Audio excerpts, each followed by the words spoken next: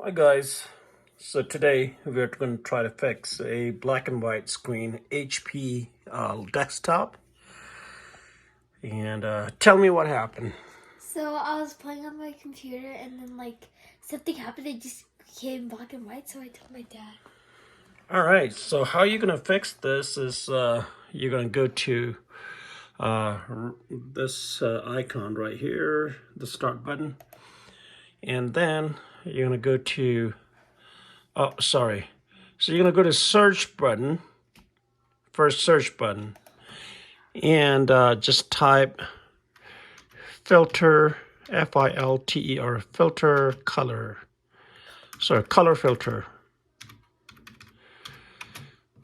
So it will come up right here, color filter. And then you can still see the screen is a black and white.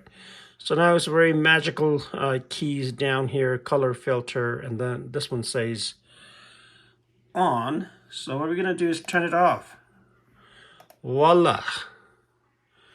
How do you like it? It's really good. All right, back to color. Okay, let's see what's going on. See, everything is coming on color. All right.